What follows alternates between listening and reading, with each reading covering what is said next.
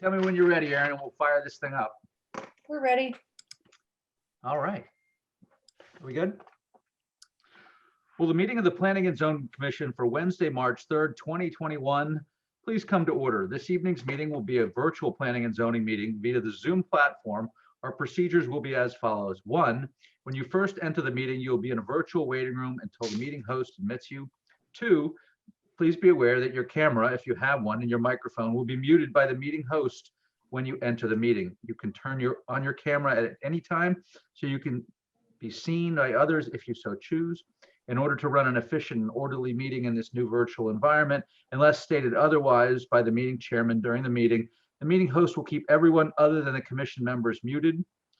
You will still be able to hear everything said by the commission members, even if you're muted and your camera is not on. There will be the opportunity for public comment during public hearings, at which time participants will be unmuted. 3, the secretary will read the call of the meeting as published according to Governor Lamont's Executive Order 7B. 4, during public hearing, the applicant will be invited to present the application, explain to the commission and others present what is being requested. The meeting host will share all related documents on the screen as needed. In addition, all applications and supporting materials for each application on the agenda are available through the public meeting calendar page of the town's website, www.ci.guilford.ct.us, and also through a direct link on the planning and zoning page. 5, comments of town agencies will be read for each application if there are any. There will be clarifying questions from commissioners. 6, there will then be the opportunity for clarifying questions from the audience. Please raise your hand through the Zoom platform and wait to be called on and unmuted. First, those who wish to support the application may come forward. Second, those opposed to the application may come forward. As this is a public hearing, it must be recorded. It is necessary for speakers to identify themselves each time they speak by stating their name and address. 7, the applicant will then have the opportunity to address any questions or concerns raised by the public or commissioners. 8, once the public hearing is closed, the applicant is free to leave or remain for the balance of the public hearing or regular meeting, during which the commission will try to reach a decision on each application. Each applicant will be notified in writing as the decision of the commission and has the right to appeal to Superior Court if desires. 9, decisions of this meeting are available the day after the meeting by calling the Planning and Zoning Department at 203-453-8039 or by emailing planning.zoning@ci.guilford.ct.us after 9 a.m. 10, all actions taken tonight by the commission will be by a roll call vote. All commissioners and staff will identify themselves for the recording before speaking. Seated this evening are the following members. There's Frank DeAndrea. Thank you, Frank. Richard Wallace. Good evening. Alan Brown. Yes. Scott Edmond. Hello. Bill Freeman. Jamie Stein. And I am Phil Johnson. First item. Phil, I am here. Oh, sorry, Sean. And Sean Cosgrove. Terrific. I'm not quite done with my entry because I always skip this. I try not to, but sometimes I do. Staff present are George Kroll, our town planner, Aaron Mannix, the zoning enforcement officer, and Lisa Piombino, our planning and zoning administrative assistant. This meeting will be recorded via the Zoom platform and made available on the town website for viewing. The secretary will now read the legal notice. Richard, if you could tackle that, that would be terrific. I've got it, boss. Notice is hereby given that the Guilford Planning and Zoning Commission will hold a public hearing on March 3rd, 2021. Due to COVID-19 pandemic, this meeting will be conducted through a web and phone meeting only. Attendees are advised not to go to the regular community center location because a physical meeting will not take place. Sign-in information is meeting ID 940-5615-5416 with a passcode of 987416. The following applications will be heard. 33 Vineyard Place LLC. 33 Vineyard Place, map 2, lot 36, zone R2, coastal site plan application to remove existing studio building and replace with decking, removal of elevator and construct new porch on the existing deck's framing. Peter Jochum, 52 Vineyard Avenue, map 2, lot 16, zone R2, coastal site plan application to construct an in-ground swimming pool, associated patio and landscape improvements, driveway modifications, and relocate septic system. Nancy Bishop, 64 Trolley Road, map 8, lot 63, zone R2, coastal site plan for removal of existing deck to be replaced by a shed.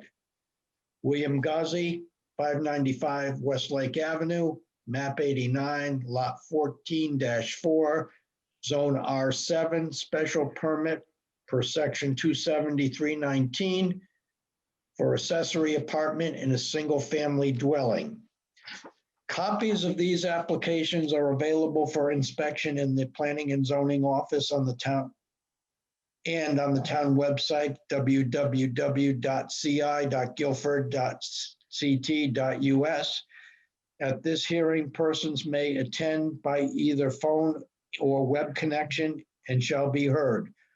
Pursuant to the Governor's Executive Office Order 7B, any materials relevant to matters on the agenda, including but not limited to materials related to specific applications, if applicable, shall be submitted to the agency a minimum of 24 hours prior and posted to the agency's website for public inspection prior to, during, and after the meeting. Any exhibits to be submitted by members of the public shall, to the extent feasible, be submitted to the agency a minimum of 24 hours prior to the meeting and posted to the agency's website for public inspection prior to, during, and after all meetings. All written correspondence shall be submitted to planning.zoning@ci.guilford.ct.us. Documents are available at the Planning and Zoning Office. Dial 203-453-8039 for assistance. In accordance with the Governor's Executive Order 71, this legal notice is published on the town website at www.ci.guilford.us, dated at Guilford, Connecticut, the 16th day of February. Johnson, Chairman. Thank you very much.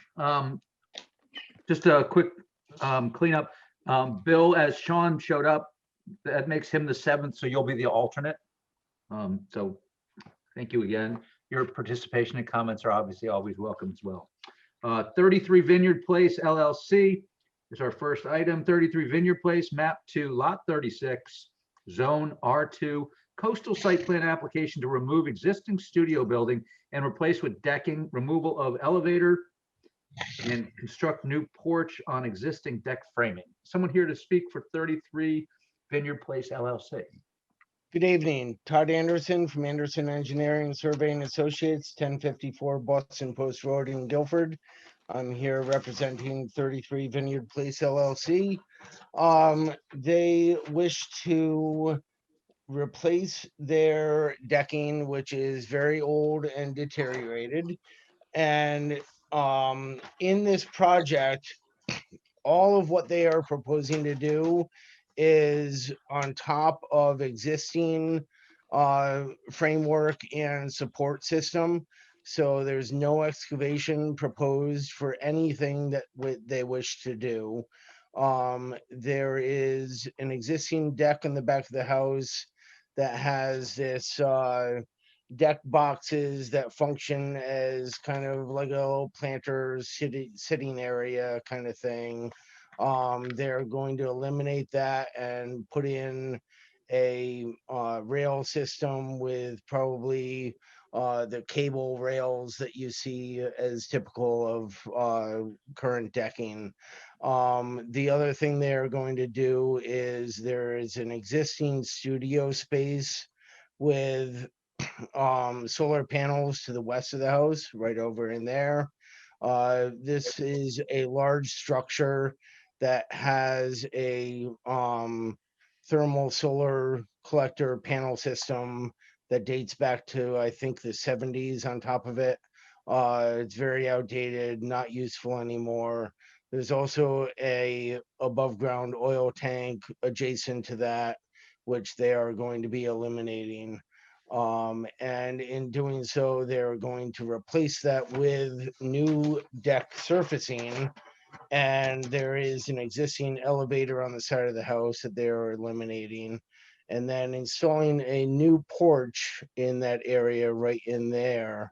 And all of that happens on top of the existing deck support system. We went to ZBA and had their approval to put in that additional 50 square feet of new decking on top of the lower deck. Again, that support system is already in place. They would be extending up the support system to accommodate that upper decking area, which adds to their access into their house. Their doorway leading out to that deck is at the top of the stairs there. So it just facilitates a better access into and out of their house from that deck. So again, no excavation is proposed. We have a favorable letter from DEP. I talked with Jamie Sidoriak at length about this project. And again, we had the ZBA approval. So pretty much no major concerns. So I'm not sure if the architect is here tonight, Tony Terry, but I see that Rich Ferguson, the owner of the property, is on here. So if you guys have any questions that I can't answer, I'm sure they could answer them. So I'm open for any questions.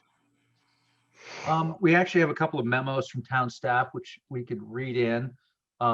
Jamie, do you want to take the one from Kevin McGee? And Scott, do you want to take the one from Janice Plasiak? I'm happy to do that. Thank If you. Erin, if you could just share Kevin's memo. Yes. Okay. Dated February 12th, 2021 to the Guilford Planning and Zoning Commission from Kevin McGee, Environmental Planner, regarding the Coastal Area Management Review, 33 Vineyard Place LLC, 33 Vineyard Place, Guilford, Connecticut, 06437, Assessor Map 2, Lot 36. The applicant is proposing to remove an existing studio building and replace it with decking, remove the existing elevator, and install a new porch on existing deck framing. The eastern portion of the property is located in a FEMA zone VE, elevation 13, zone AE, elevation 12, and zone X. The coastal resource policies applicable for the property are coastal hazard area, rocky shorefront, coastal waters, intertidal flats, and shellfish concentration areas. The site plan provides for erosion and sedimentation control measures that are designed to protect the adjacent coastal resources. The work being conducted could have an impact on the adjacent coastal resources if the erosion and sedimentation control measures are not properly installed and maintained. In order to make sure that the coastal resources are protected, I recommend the following conditions of approval. Number one, erosion and sediment control measures should be installed around the studio building being removed.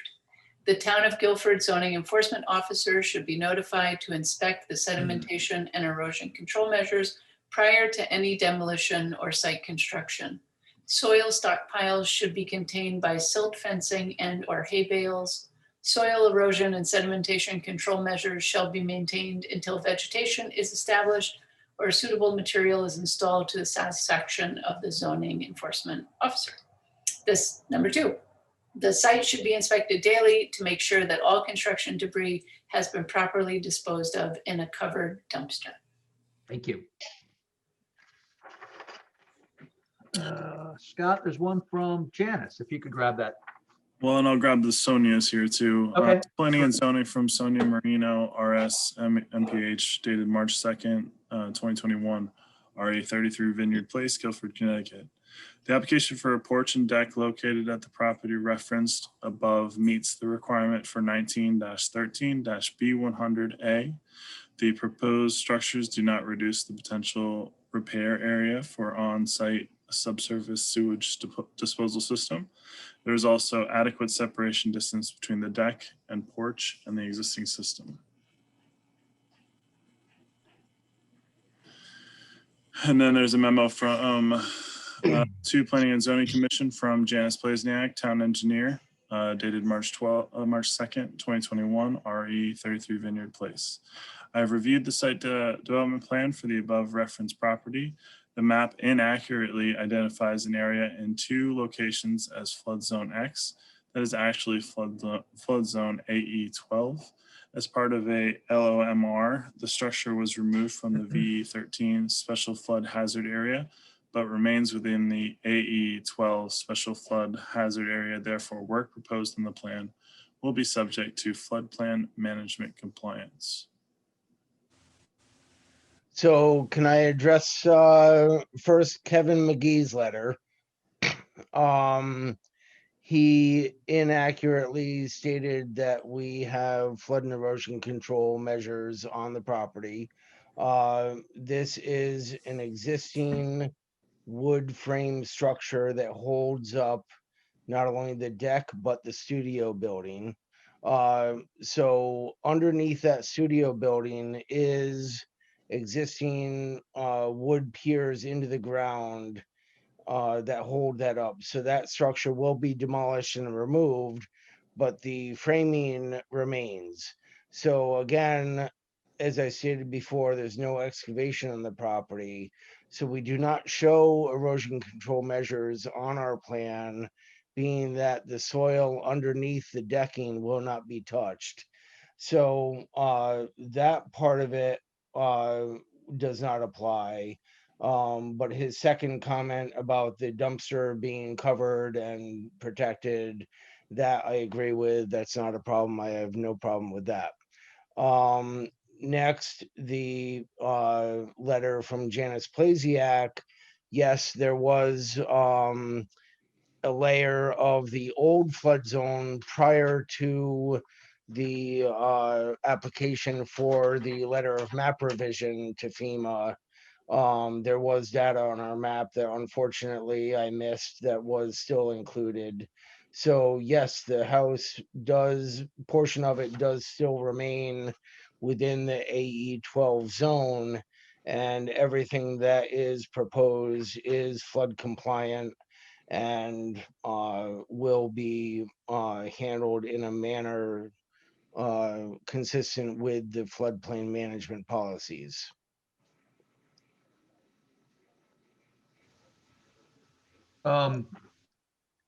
Has the issue of significant improvement in the flood zone been addressed, or does it have to be? That needs to be addressed prior to the issuance of a building permit. This will require a flood permit when they come in for a building permit. So Janice will look at it then. It doesn't need to be done now. Okay, thank you.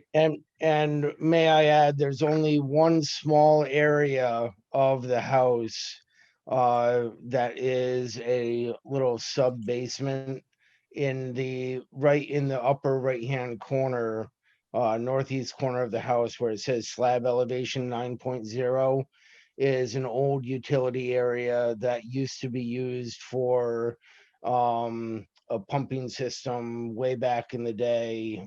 Probably, I don't even know when, probably before I was born, that is no longer used, that they would have to add flood venting into to make it flood compliant. But these are all issues that will have to be dealt with the engineering staff later on.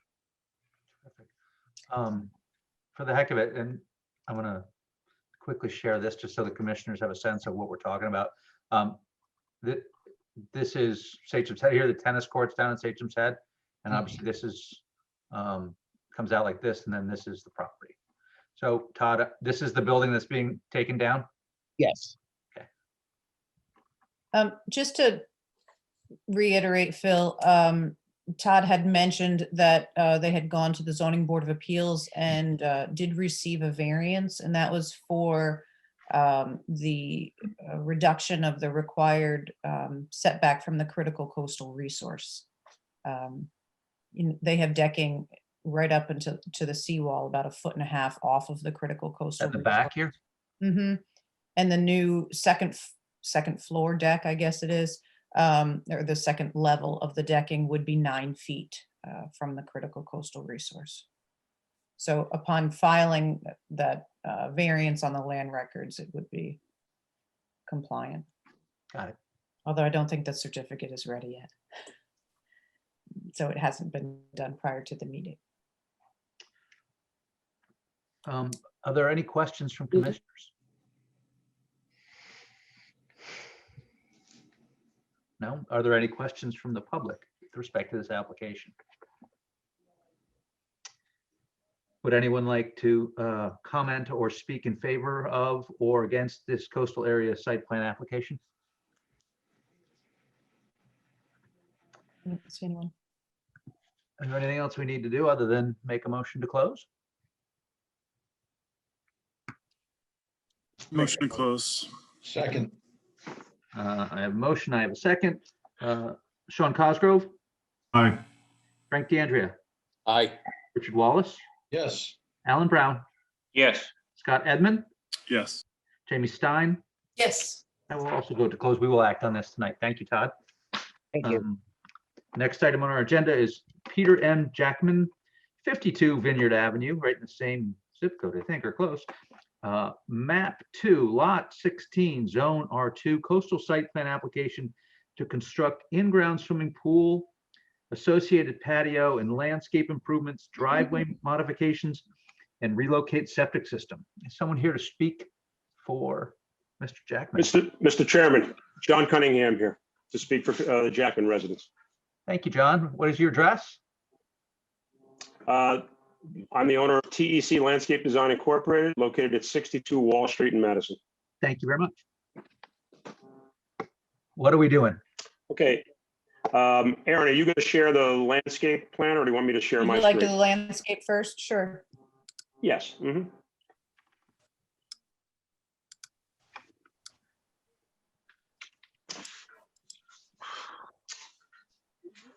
Okay, this is the Jackman residence at 52.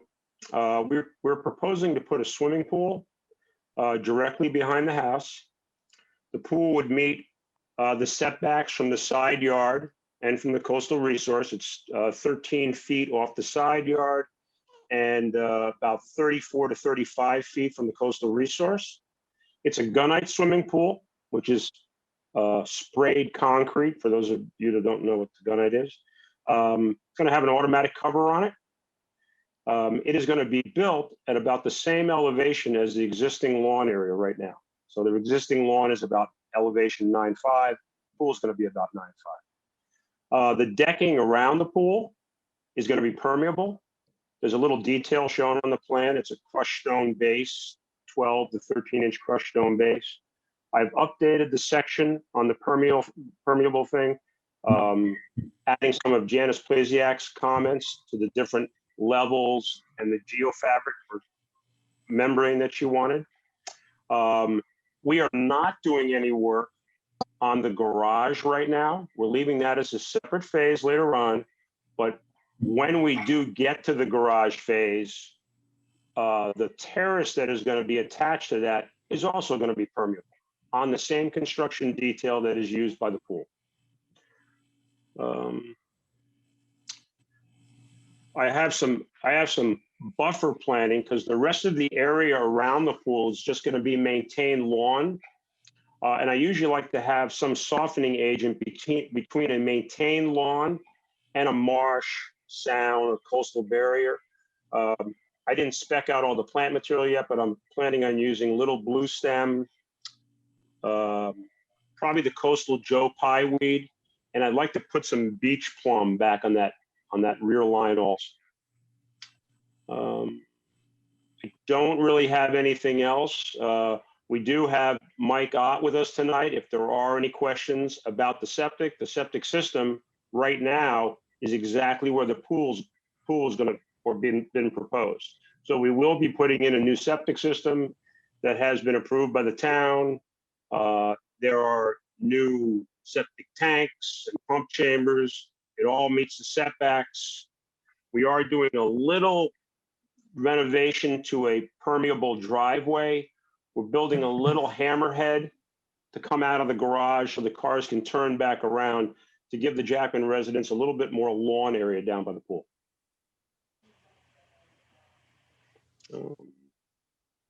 I don't have anything else really to add. Okay. Again, just for the benefit of the commission, I'll quickly share just so people can get a sense for this. So again, down in Vineyard Point, tennis courts for the Sachem's Head are over there. John, do they have to fence the backyard? Yes, Phil, they do. It's, obviously, when we go for a pool permit, we use a pool code fence. In this situation, we're using a aluminum fence, okay? And I talked to the Jackmans the other day about the fencing. I didn't show it on the landscape plan, and I can put it on. They would like to fence in the entire yard. Usually on a marsh or the sound, it acts as a barrier for people coming onto a property, but they would like to fence the rear, not in the marsh, but on top of the grass area, so they don't have any animals or anything coming into the yard with the pool. And John, that's a fence that is like a wrought iron style that you can see through. It wouldn't block view lanes or anything. Correct. It would be a 4 foot high, probably a bronze. The color is probably going to be bronze. It meets all the town regulations for a pool code fence. The pickets are spaced at 2 inches apart. The pickets themselves are probably 3/4 of an inch square. So air moves through it, which is very important down there, and all visibility. As the Jackmans sit on their pool terrace looking out at the marsh, they would look right through the fence to the marsh. Thank you. We have several letters from town staff. There's a member. Phil, I think just before that, if Yep. we let Mike Ott present, Sure. just show his site plan that shows the tidal wetlands delineated and the location of the proposed septic system. Great. I think to further expand on John's presentation, the reason for the pervious pavers in the rear area here on the water side of the pool is because that area does fall within the 25-foot critical coastal resource setback. And so that's why they were chosen to be pervious. Got it.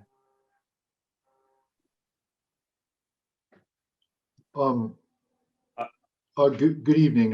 For the record, I'm Mike Ott. I'm a licensed professional engineer and land surveyor with Summerhill Civil Engineers and Land Surveyors in Madison. Aaron, is that my site plan? I don't recognize all those little squares, all those little rectangles. I think they're grades.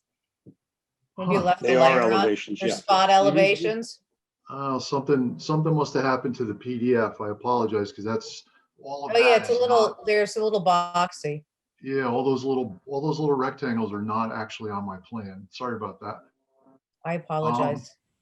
Let's focus No, on the that's big okay. It's probably rectangle. just Okay. It might be, so Aaron, can you kind of show the commission where the leaching field is? Sure, this, So, yes, so that's the new leaching field area. The current, as John Cunningham said, the current septic tank and leaching field is in the area of the proposed swimming pool. So the new leaching field is where Aaron showed you. It's partially under lawn and partially under a pea stone driveway today. There's a pea stone surface driveway there today. The septic tank and the wastewater effluent pump chamber are rectangles also. So Aaron will have to show you those. That's the septic tank that Aaron is outlining. And the next one is the pump chamber. So the septic tank and the pump chamber are beneath the driveway. And there's a force main that pumps it up to a distribution box and then by gravity to the new leaching field. There's also another rectangle, which is this proposed septic tank for the garage, which will also be connected to this leaching field. The garage today has a septic system that serves it. There is a bathroom and a sink, and I believe a shower. John, is that correct? Yes, correct. I think so. So So once the town's health department approves this, this gets sent up to the state health department with a central system exception request. And once that's approved, the septic system can be constructed. No grade changes. Pretty straightforward, I think, and be glad to answer any questions you might have. Again, why don't we try and read the memos into the record? Alan, do you want to grab the memo from Janice Plasiak, our town engineer? Put it on the screen, I will. All right, 1 second here. I got you. Hold on. They're in a different order. I got you. Hold on. You got it, Alan? Yep. Janice Plasiak, Town Engineer, March 2nd, 2021, 52 Vineyard Avenue. I have received the site development plan for the above referenced property.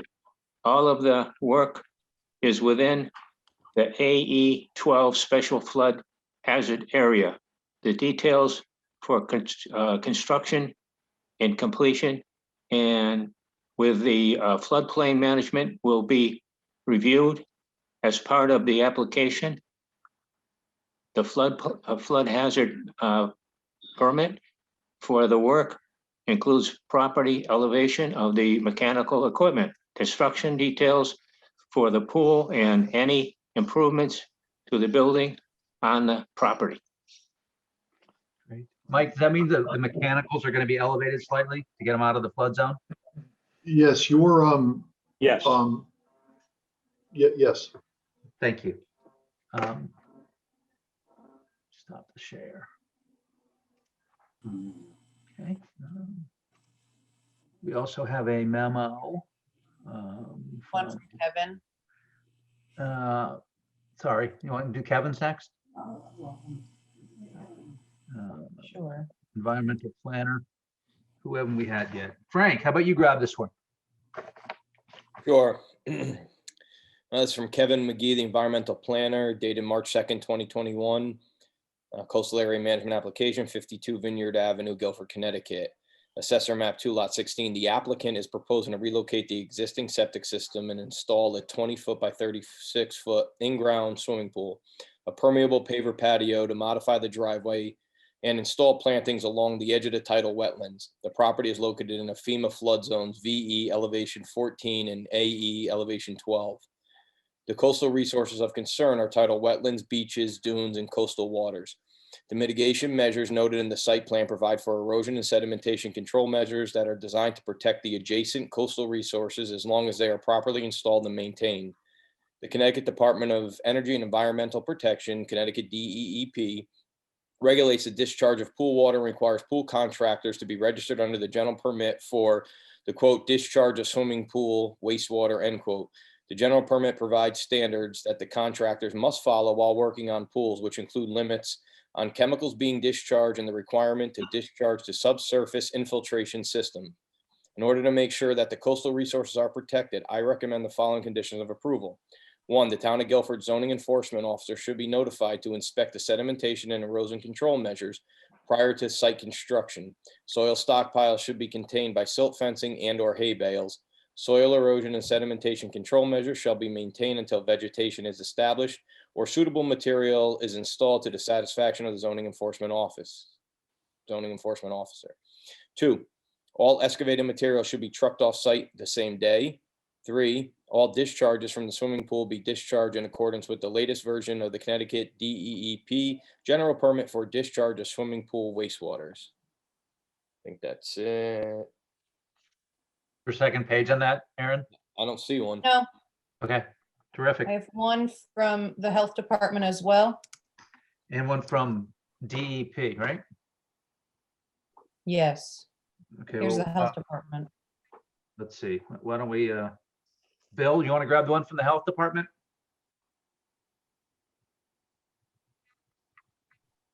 Bill still with us? Sorry, It's okay. my bad. I was, relaxing back here. To planning and zoning from Shirley Mickens, RS, dated March 2nd, 2021, RE 52 Vineyard Avenue, Guilford, Connecticut.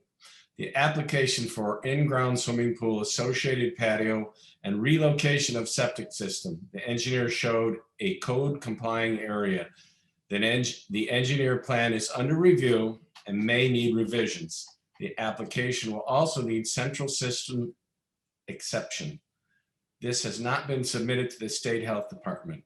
The health department will work with the engineer to finalize the subsurface sewage disposal plan. A preliminary review indicates that the application can be approved.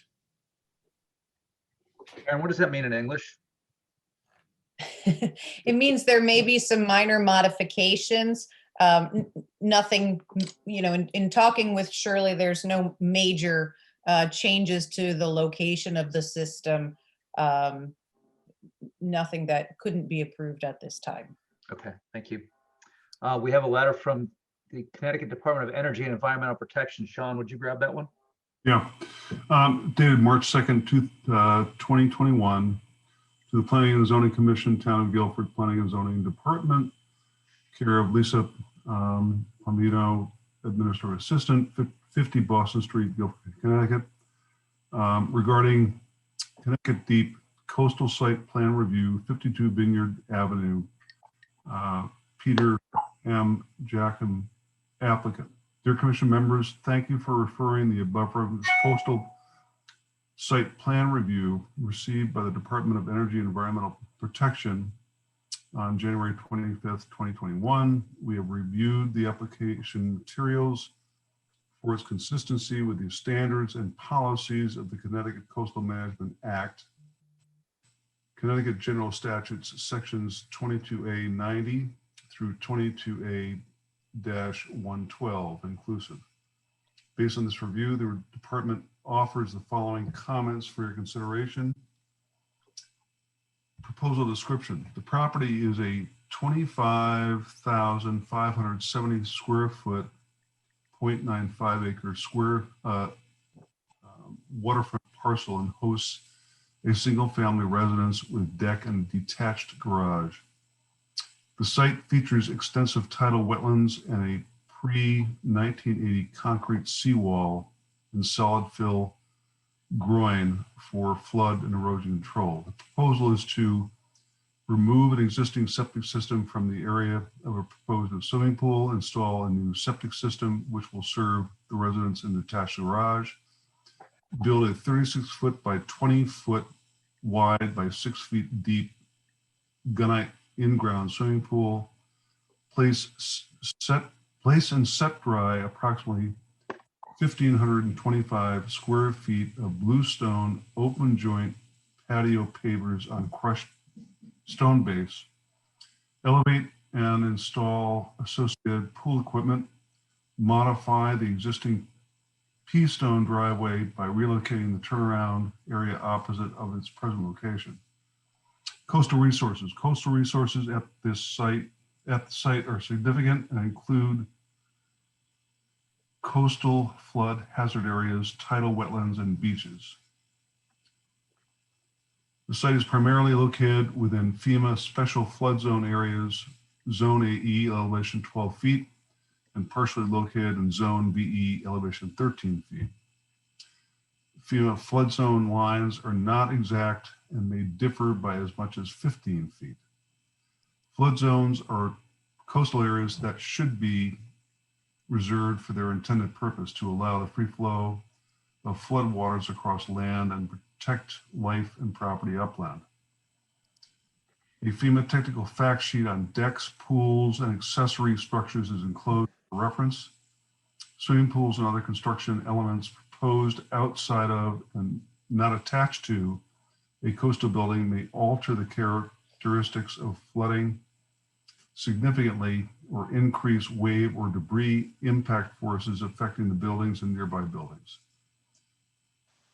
Rounded pool corners and fragile walkways are recommended in the design of new swimming pools near coastal buildings. Water quality. According to the applicant's consultant, Summerhill Civil Engineers, grading is proposed as part of the project. No soil stockpiles are proposed, and excavated soil will be taken off site by truck.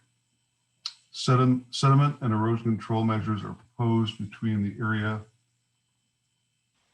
proposed for the in-ground pool and adjacent expanded expanse of tidal wetlands. To prevent the pollution, discharge, and fill of tidal wetlands, adequate sedimentation and erosion control should be installed at the work site prior to the commencement of work activities and at soil stockpiles, and should be monitored daily for impairs, gaps, or openings. Immediately repaired if gaps or openings are found, and maintained in optimal operating condition until the project is completed and the site is stabilized. Upon site stabilization, any and all sediment and erosion control should be entirely removed and properly disposed of upland and out of coastal waters. State permits. In the future, should the applicant intend to make any repairs or modifications to the pre-1980 concrete seawall and solid fill groin located at or waterward of the coastal jurisdiction line, please contact my office and discuss what type of state permit may be necessary to perform the work. Conclusion, we hope these comments are helpful to the commission. These comments do not necessarily reflect other local planning, zoning, or ZBA variance considerations that may apply. For reference, an overview of Connecticut's coastal management program is enclosed. Should you have any questions on or any other coastal management matter, please contact me at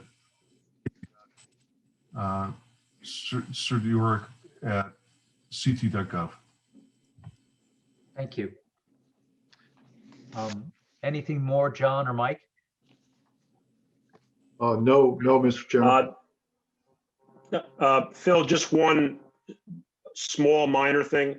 When Aaron was discussing the terrace around the pool, Aaron, you said permeable pavers. I just want to make sure that is bluestone. So the stone itself, the bluestone slab is not permeable. It's permeable around that bluestone slab. I just wanted to make that clear for the record. Okay. Thanks, John. Good. Well, are you ready to move on to comments? I I just was- wanted I to was bring gonna up, go with- I was going to go with questions first. okay, Are there any questions from commissioners with respect to this application? I was wondering about that permeable issue we were just talking about. I was wondering if that's half pavers or what he was talking about. And I was going to ask that question, but he just answered it. He just So said bluestone in there. It's the joints themselves that are permeable, not Yeah. the stone. That's where it's going to go through. Correct. Yes. Right. Mhm. Hi, this is Jamie. I have a question. Phil, when you showed the aerial view of the property, what is being referred to, I think, as the fill groin, is a pretty kind of striking element of this property.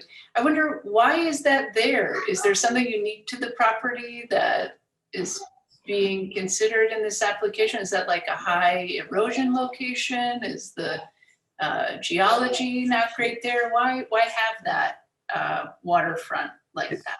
Is this what they're talking about? Yes. Oh, I thought they were referring to all that concrete in the back of those two parcels. I think No, they're making reference to this groin that's coming out. Oh, right. okay, That is what the DEP is referring to, yes. okay. And all that other impermeable surface is just somebody's driveway? yes. Yeah. Okay, Am I not mistaken, but the driveway is crushed stone or pea stone, correct? This particular one is, yes. oh, okay, That's actually, a portion of it is concrete and a portion of it is pea stone. The portion closest to the tidal marsh is pea stone. okay. Yeah. Thank you. Can't tell that from that photo, but it is. Are there any other questions from commissioners? Yeah, I was just wondering if the site plan that John showed us was showing kind of future proposals for the garage, and I was just wondering if we need to make sure that it clearly says on there that that's proposed for future and not as part of this application. The permeable or the paver patio area is part of this application, the location of the pool equipment. Okay. Future, use of the garage.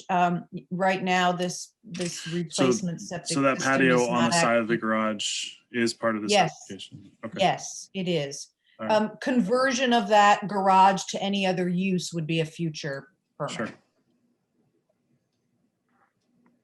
Terrific. We had one concern that was brought to staff's attention by an abutting property owner of Benton Beach Association regarding the potential failure of a bulkhead along their shared property line. That concern came from one of the owners, a member of Benton Beach Association. And that concern was sent to Mike. And so, Mike, I thought maybe you could just take a minute and let the commission know what that specific concern was and whether or not it related to this application. Sure. So can you bring the site plan back up, Aaron, please? Yes.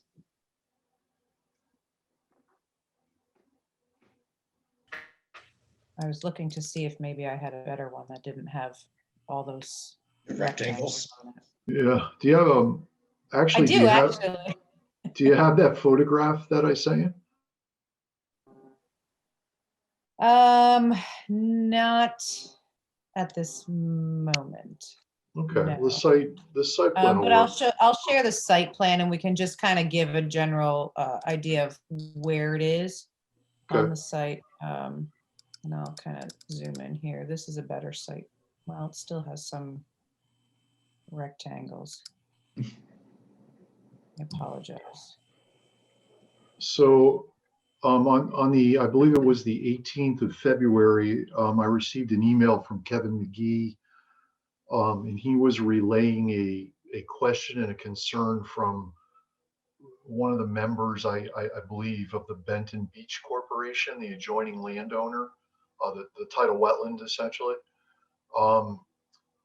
He just wanted to make sure, I believe, that the proposal and the construction activities would not impact the existing timber bulkhead wall that is along the tidal marsh.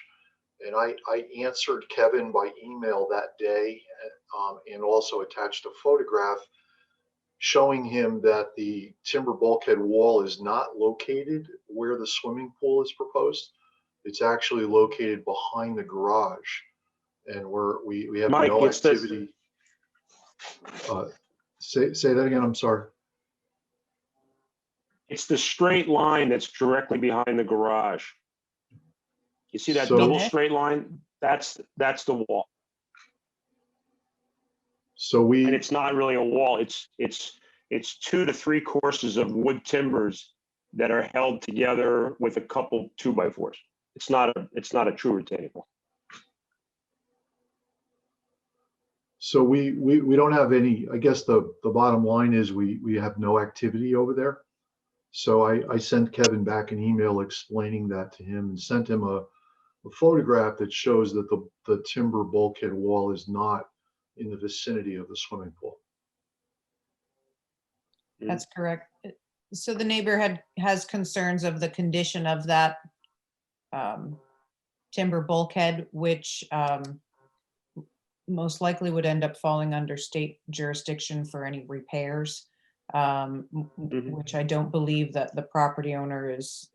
One, it's not associated with this particular application.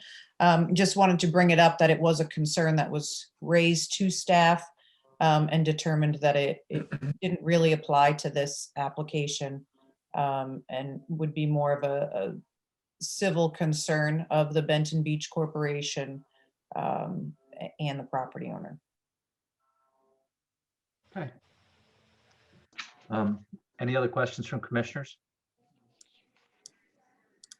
Are there any questions from the public with respect to this coastal area plan application? I don't see anyone. Okay. Would anyone like to speak in favor of this application?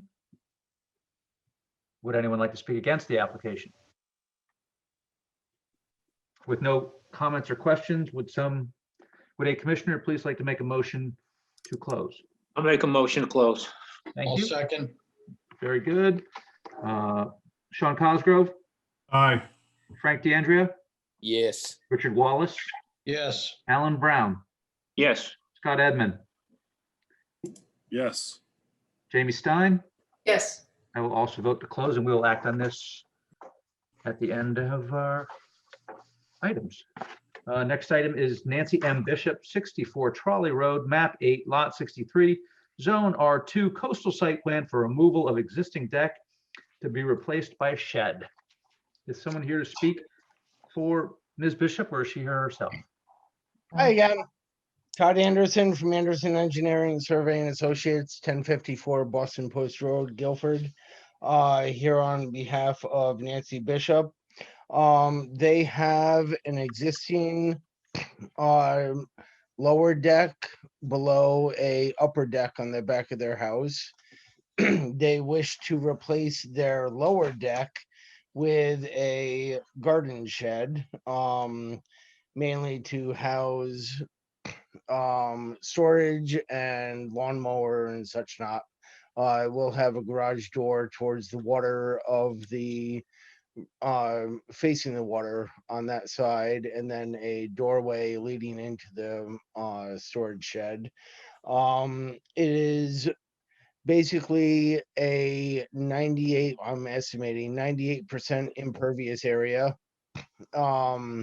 There is a storm infiltration trench going around the main portion of the house and the deck area, which they will retain. So in effect, we are only adding maybe about 2% impervious area to this structure, and that will be taken care of by that existing stone infiltration trench. No major changes to the grading around the structure. They will be excavating out underneath that existing upper deck to put in a foundation for this shed. So I do show a stockpile area there. We are, I believe, about 50 feet away from the seawall with the soil erosion control stockpile area. And again, I talked with Jamie Sidoriak about this, and she had concerns about the stormwater infiltration and so forth. And I went down there because, quite honestly, initially I did not visit the property prior to our survey. So that is why the stone infiltration trench is not shown on our plan, because I did not notice it, or else I would have had my guy locate that so we could have shown it on the plan. But I did submit pictures of the property to Lisa. I'm not sure if they made them to the web presentation or not, but if they did, I would love to show them to you. But there is approximately a 3 or 4 foot area around the house and deck, existing deck area of stone trench where rainwater goes into. There's no gutters on the house. There we go. So that stone area is proposed to remain. So that lower deck that you see there will come out and be replaced by this proposed shed, which will be enclosed by walls with a frost protected foundation. And it will be FEMA compliant with the proper flood venting and so forth. As you can see, there's no gutters in the house. It goes down into that stone trench, and that will remain. So no major changes to the property other than the fact that that lower deck is coming out and being replaced by an enclosed shed area. And again, I show that stockpile area towards the water because that is really the only place for it to go. And we show the proper soil erosion controls in place to contain the erosion from that stockpile area during construction. And that's in it that's it in a nutshell. All right. We've got several letters from state. There's one from Jamie. You want to take the letter from the DEP? Sure. Take a deep breath. I'm ready. Sub-article -2, elevation 5. I'm ready. Is Aaron still with us? Can I get Yeah, that on the, thanks. sorry. That's all right. Phil's skipping around on me. Okay, I kind of see it in like the corner of the screen. I see Oh, your whole Excuse desktop. me, I'm sorry. That's all right. Hold on. I have too many screens open. Hold on. There we go, Jamie. Hold on. I got you. Thank you. Dated March 1st, 2021, Planning and Zoning Commission, Town of Guilford, Planning and Zoning Department, care of Lisa Piombino, Administrative Assistant, 50 Boston Street, Guilford, Connecticut, regarding Connecticut DEEP Coastal Site Plan Review for 64 Trolley Road, Nancy M. Bishop applicant. Dear Commission members, thank you for referring the above referenced coastal site plan review received by the Department of Energy and Environmental Protection on February 8th, 2021. We have reviewed the application materials for its consistency with the standards and policies of the Connecticut Coastal Management Act, Connecticut General Statutes Sections 22A-90 through 22A-112 inclusive. Based on this review, the department offers the following comments for your consideration. Proposal description. The property is a 8,377 square foot waterfront parcel and hosts a single family residence built in 2007 with processed stone bed landscaping, a garage, and upper and lower decks. The site features a seawall and stone revetment located upland of the coastal jurisdiction line, elevation 4 NAVD 88. According to the review materials provided, the property is subject to easements in favor of Guerrera and adjacent property owned now or formerly of Kenneth Horton. The proposal is to remove the lower deck and build on existing concrete slab an enclosed storage area with overhead door to be incorporated into the side of the residence. The proposed storage enclosure is not a detached outbuilding. The proposed enclosed storage area is trapezoidal in shape, 20 feet wide alongside the residence by 14 feet wide facing the water by 11 feet long sides, and is intended to accommodate a lawnmower and other items. It will include a 10-foot wide by 6-foot high overhead door and a side entry doorway. Coastal resources. Coastal resources at the site are significant and include coastal flood hazard areas and sandy beaches. The site is located within FEMA Special Flood Hazard Area Zone AE, elevation 11, Zone VE, elevation 12, and Zone X. The proposed storage enclosure is located in the AE zone, elevation 11.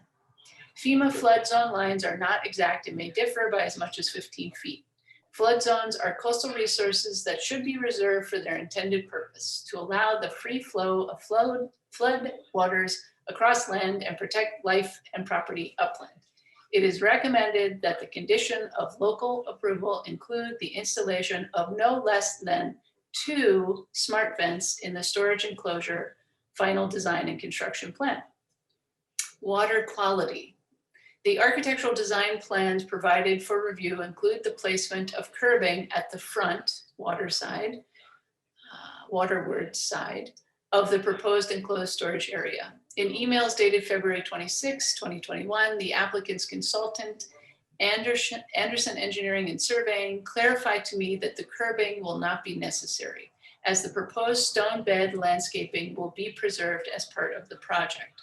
Anderson Engineering and Surveying further stated that the proposed enclosure roof runoff will drain off equally onto the lawn the same way the currently existing decks do. Sediment and erosion control measures in the form of silt fencing are proposed between the work area and downslope beach and coastal waters. As the site is a small parcel and as the work is proposed in close proximity to Joshua's Cove, at no time should sediment or debris resulting from the proposed work activities be caused or allowed to enter Joshua's Cove and coastal waters of Long Island Sound. To prevent the pollution of coastal waters, adequate sedimentation and erosion control should be installed prior to the commencement of work activities and should be monitored. Thank you. Daily for impairs, gaps, or openings. Immediately repaired if gaps or openings are found and maintained in optimal operating condition until the project is completed and the site is stabilized. Upon site stabilization, any and all sediment and erosion controls should be entirely removed and properly disposed of upland and out of coastal waters. State permits. There is a pre-1995 stone groin located along the site's southern property line, which is not shown on the zoning location survey plan provided with the materials for review. The pre-1995 groin may likely be shared in common with the landowner to the south. As a friendly reminder, should in the future the applicant intend to make any substantial repairs or modifications to this common groin at or water ward of the coastal jurisdiction line, please contact my office to discuss what type of state permit is necessary to perform the work. Conclusion. Pursuant to CGS, I think that's Connecticut General Statute, Section 22A-110, we request that these comments be read into the record at a public hearing for this application. We hope that these comments are helpful to the commission. These comments do not necessarily reflect other local planning, zoning, or ZBA variance considerations that may apply. For reference, an overview of Connecticut's coastal management program is enclosed. Should you have questions on this letter or any other coastal management matter, please contact me, Jamie Zadoriak at ct.gov. Thank you.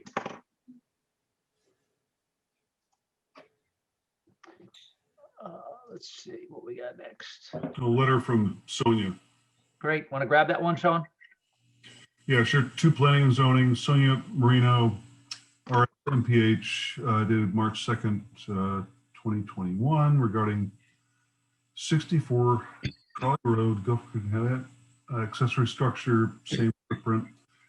The application for a shed within the same footprint for an existing deck on a permanent foundation located at the property referenced above meets the requirements for 19-13-B100A. The proposed structures do not reduce the potential repair area for an on-site subsurface sewage disposal system. The accessory structure is also within the same footprint of an existing accessory structure. Thank you. Alan, do you want to grab the one from Shirley Minkins? Hold on, I will screen share. No, that was Sonia. Right. Sonia would have done health. This one from Right. Janice. No, why is this one here? That's weird. Okay. There's one from Yeah, I have one from Janice that we Okay. can share. oh, Alan, you want to grab that one? Okay. Planning Zoning Commission, Janice Paziak, BE Town Engineer, March 2nd, 2021, 64 Charlie Road. I've received a site development plan for the above referenced property. All of the work is within the AE11 special flood hazardous area. The details for the construction completion with floodplain management will be received as part of the application for the flood hazard permit for the work.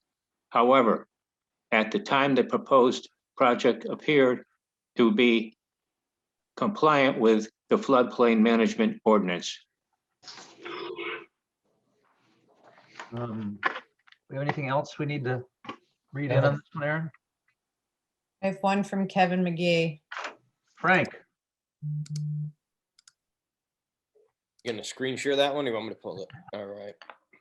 March 2nd, 2021, to Guilford Planning and Zoning Commission from Kevin McGee, Environmental Planner, Coastal Area Management Review, Nancy Bishop, 64 Charlie Road. Assessors Map 8, Lot 63. The applicant is proposing to remove a lower deck and replace it with a shed in the same footprint. The proposed work is located in a FEMA zone AE elevation 11. The coastal resource policies applicable for the property are coastal hazard area, beach and dunes, coastal waters, intertidal flats, and shellfish concentration areas. The site plan provides for erosion and sedimentation control measures that are designed to protect the adjacent coastal resources. The work being conducted could have an impact on the adjacent coastal resources if the erosion and sedimentation control measures are not properly installed and maintained. In order to make sure that the coastal resources are protected, I recommend the following conditions of approval. 1, the Town of Guilford zoning enforcement officer should be notified to inspect the sedimentation and erosion control measures prior to any demolition or site construction. Soil stockpiles should be contained by silt fencing and/or hay bales. Soil erosion and sedimentation control measures shall be maintained until vegetation is established or suitable material is installed to the satisfaction of zoning enforcement officer. I still think officer should be there. 2, the site should be inspected daily to make sure that all construction debris has been properly disposed of in a covered dumpster. Any That's questions? it. Thanks. Any questions from commissioners? Are there any questions from the public? Would anyone like to speak in favor of this application? Would anyone like to speak against this application?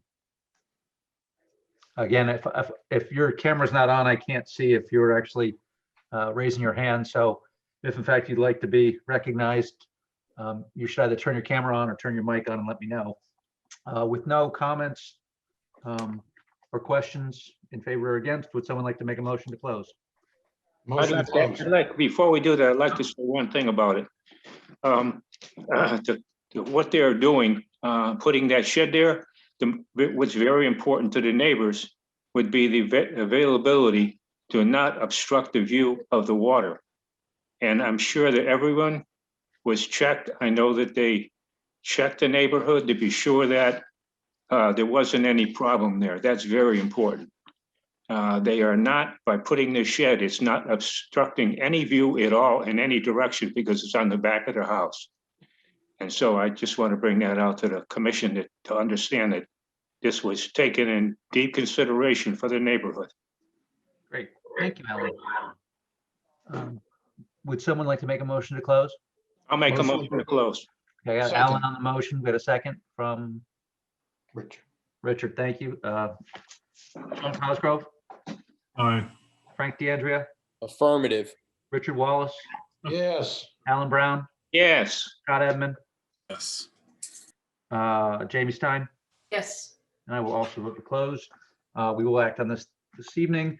Last item under our public hearings is William Gozy, 595 Westlake Ave, map 89, lot 14-4, zone R7, special permit per section 273-19 for accessory apartment and new single-family dwelling. Mr. Gozy, are you here? Bill, you need to unmute. I think you're muted. Let me see if I can help you out there. How about that? Now you're great. All right, I don't do a lot of zooming. Lucky you. Takes one of us. Cutting edge here. So my name is William Gozy, and I'm proposing to build a 3,421 square foot colonial style house with an attached 1,049 square foot in-law apartment.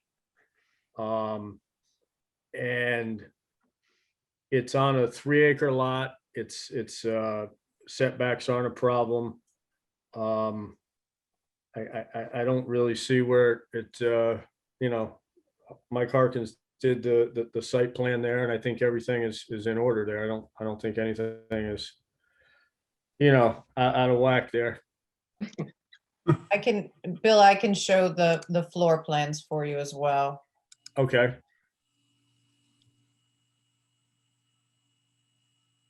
Did you want to show them? I'm working on it, Bill. Oh, I'm sorry.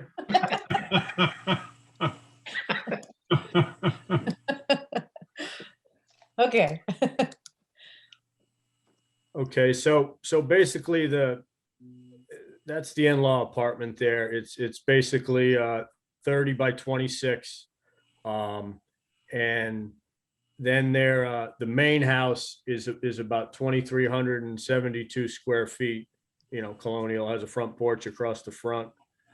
In the in-law apartment on the second floor of the bonus room of the main house, they took it's not even really 200 square feet, about 150 square feet, and they're using that as an office there. So that's where it gets up to the 1,049 square feet.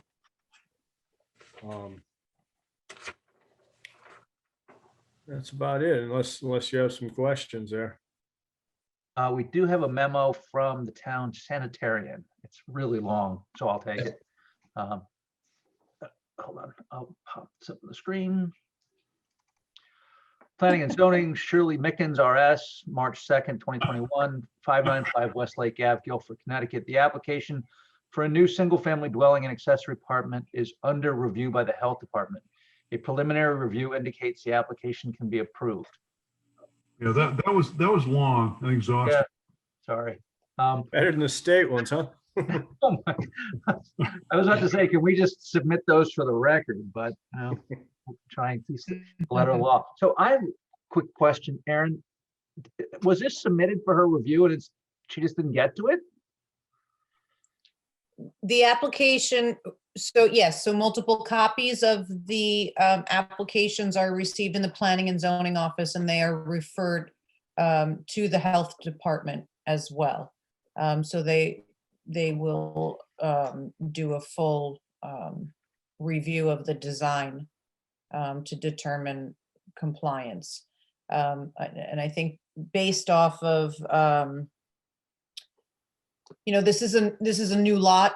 Well, it's a vacant lot, and based off of the test pit data at the time of the subdivision, I don't think they anticipate any problems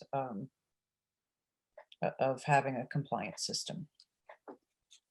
Is she just really busy, or it just seems a little unusual that we kind of get well, we think we're going to be able to approve this. So this is probably the first time you've received memos from Shirley, our sanitarian, and which she had done a preliminary review on some of these applications, as Sonia was otherwise occupied with pandemic affairs.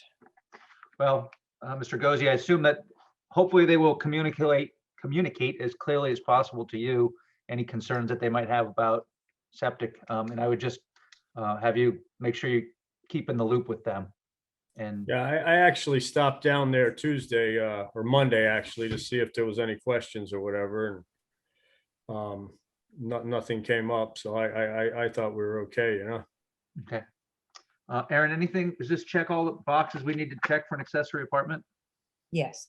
Good. Any questions from commissioners? Any questions from the public? Would Phil? anyone like to speak? Oh, hey, Richard.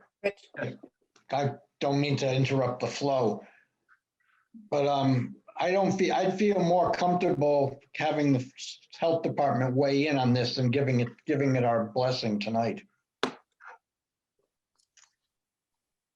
Okay. Can we approve it, provided that Sonia comes in and says it's okay, as a proviso? I believe that's fine. I mean, in the end, the applicant's going to have to be compliant with, health department guidelines on it. Yeah. So, but that's the only thing we're waiting for, is something from Sonia. is that correct, Aaron? Right, I'm just re-looking at this. Shirley's memo states that a preliminary review indicates that the application can be approved. So she didn't request additional information in this or indicate that she was anticipating that. But Aaron, you're saying we don't need something directly from Sonia? We can accept something from Shirley? Shirley is the sanitarian who works for Sonia, who is handling all of the environmental end of the septic, the environmental end of the health department's role. I would say that's good enough for me. I'm not sure if Dick wants to wait or not. I agree with Sean. I'm comfortable with this. Yeah, so am I. Okay. Did I see Mr. Hoey with his hand up? You did, Mr. Chairman, thank you very much. The hardest working person in Guilford, Connecticut is Sonia Marino. She does not have the time, the bandwidth to review these, and if Shirley Mickens suggests that this is an improved usage, I would move forward. Thank you for your comments. I appreciate that. And I know she's busy. It's, I can't imagine. Would anyone like to speak in favor of this application? Would anyone like to speak against it? As this is a special permit, our regulations call for it to have 2 meetings, but we can waive that by a supermajority vote. Would someone like to make a motion to waive the second public hearing? So moved. Second, Thank you. Sean, you okay with that? Aye. Frank? Aye. Richard Wallace? Thank you, Frank. Yes. Alan Brown? yes. Scott Edmund? Yes. Jamie Stein? Yes. And I will also vote to waive the second public hearing. Would someone like to make a motion to close? So moved. Second, Aye. Thank you. Sean Cosgrove.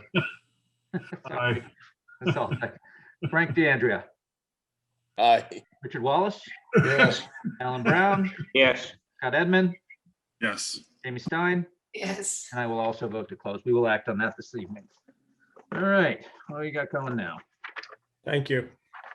Certainly, we'll get right to this. Deliberation. So we have, gonna do that right next? Um, Or do- Under, oh yeah, deliberation. All right, so let's go to the deliberation on public hearings. Do we have a motion for 33 Vineyard Place for the coastal site plan? I'll make a motion. Okay.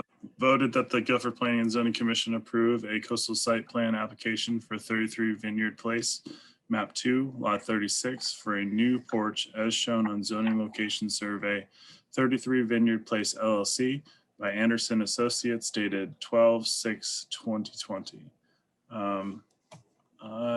Aaron, you want to help me with, there's Kevin's 2 conditions, although didn't we talk about striking the first one because there was no soil to be added to the site? Erosion controls. And we were just going to go with the second condition of Kevin's. Well, that's your decision. That was the applicant's recommendation. Philip, do we want to? Yeah, if we're not disturbing the soil, I'm comfortable with waiving the erosion control measures and keeping the covered dumpster. Yeah, I'm just going to propose for the item number 2 from Kevin's. The site should be inspected daily to make sure that all construction debris has properly disposed of in a covered dumpster. You're welcome, Aaron. Application is approved based upon a finding that it conforms with the zoning code and is consistent with the coastal management policies of the state of Connecticut. Great, thank you. Thank you. Discussion? Any questions? I mean, pretty straightforward. So I'll call a vote. Sean, are you in favor of this? Yes, I am. Frank? Yes. Richard Wallace? Yes. Alan Brown? Yes. Scott Edmund? Yes. Jamie Stein? Yes. And I am as well. Enjoy your project. Thank you very much. Do we have a motion for Peter Jackman? Yes, we do.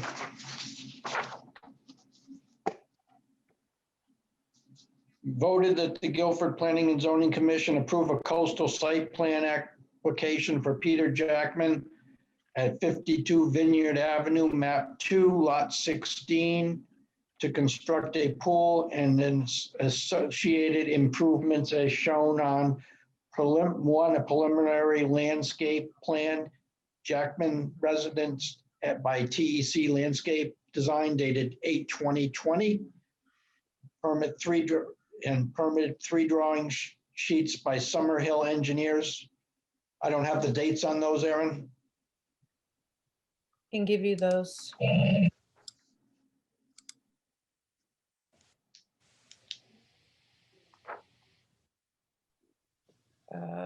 Summerhill revised to February 1st, 2021. February 1st. Yes, excuse me. by Summerhill Engineering dated February 1st, 2021. The application is approved with the conditions stipulated by Kevin McGee, sedimentation controls and covered dumpsters. The application is approved based upon a finding that it conforms with the zoning code and is consistent with the coastal management policies of the state of Connecticut. Thank you. Second. Thank you. Any discussion? Any questions, concerns? Nope. Nope. I'll call the vote then. Sean Cosgrove, Aye. Frank DeAndrea, Yes. Richard Wallace, Yes, Alan Brown, yes, Scott Edmund, Yes. Amy Stein. Yes. I shall also vote. Enjoy your project. Looking forward to seeing your pool at some point. Nancy M. Bishop, do we have a motion? I do. If you could read that, that would be terrific. Voted that the Guilford Planning and Zoning Commission approve a coastal site plan application for Nancy Bishop at 64 Trolley Road, map 8, lot 63, to replace an existing deck with a shed as shown on zoning location survey, Bishop's property prepared by Anderson Associates dated February 3rd, 2021. The application is approved with the following conditions. I don't see any, it's approved based on a finding that it conforms with the zoning code and is consistent with the coastal management policy of the state of Connecticut. Second. Did Kevin have any conditions? Kevin had his standard 2 conditions. Okay, so I'll pop that up on the screen. Hold on. Okay, There you go. so should I read 1 and 2? Yes, please. Okay. Town of Guilford zoning enforcement officer should be notified to inspect the sedimentation and erosion control measures prior to any demolition or site construction.